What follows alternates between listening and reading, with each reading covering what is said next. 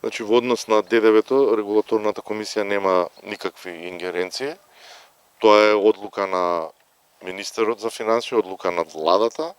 и тоа во апсолутна вредност, доколку регулаторната комисија не донесе промена на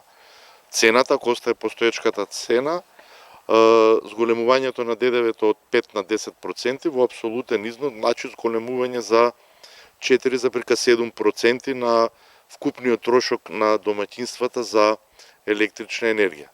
Според мене, треба и ние како регулаторна комисија за енергетика во наредниот период ќе направиме дополнителни анализи. Сега е време, како што знаете, на криза, но и можно за многу креативни решенија со една единствена цел да можеме на некој начин ова зголемување на ДДВ-то, кое што се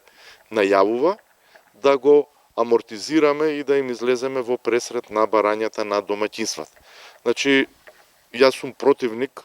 да кажуваме дека ќе има зголемување на цената. Прво треба да видиме како ќе заврши производството на електрична енергија оваа година од ЕСМ, колкави приходи ЕСМ остварувал и од продажба на вишоци, дали имал потреба од увоз, тоа да го разгледаме, па потоа треба да видиме, да знаеме следната година колкави ќе бидат потребите на домаќинствата и малите потрошувачи, на загубите, да видиме со кои цени ќе се снабдуваат, се со единствена цел да знаеме точно реалната слика. Дали со овие цени кои што се сега во сила, се покриваат трошоците на ЕСМ и доколку треба, колкави субвенции би требало да се овозможат од владата. Значи, нема потреба да се брза, кога имало реални потреби заради екстремно зголемување на цените на пазарот на електрична енергија, не сме бегали од одговорност, сме носеле храбри одлуки со цел да обезбедиме ликвидност на целиот електроенергетски сектор и сме зголемувале цената на електричната енергија, но сега да застанеме малце, да нагазиме топката, да видиме како ќе заврши домашното производство, кои се плановите за следната година, па потоа ќе може да разговараме за било што. Но би сте веќе битики најави дека освен ДДВ-то можно од 1 јануари да имаме поскапа струја.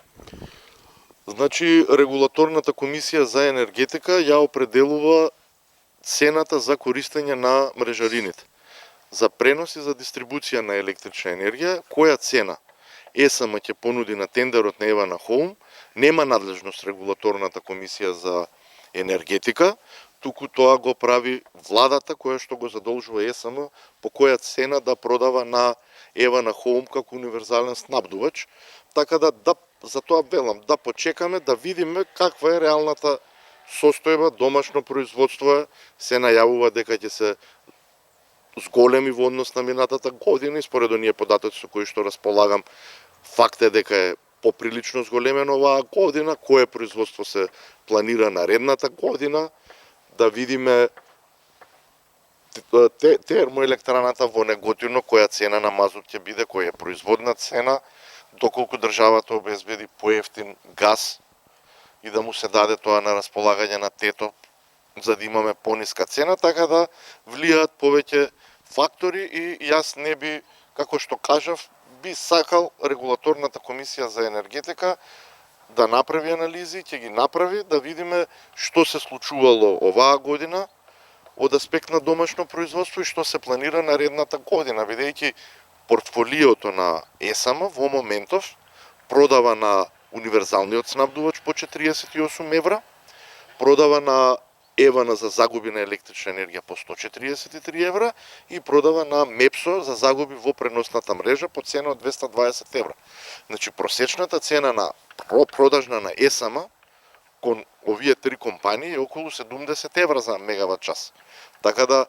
за тоа треба и во ЕСМ и во владата да се направат и анализа колку е реалната производна цена на ЕСМ, колку пари планираат да дадат за субвенции, така да треба да се направат сите овие анализи, за да можеме да збориме за било што и нема потреба од брзање. Кусо, лично вие, мислите дека ќе имаме поскапување на струјата после нова година? Се што ми стои како механизми на располагање ќе бидат искористени да нема зголемување на цената на електрична енергија.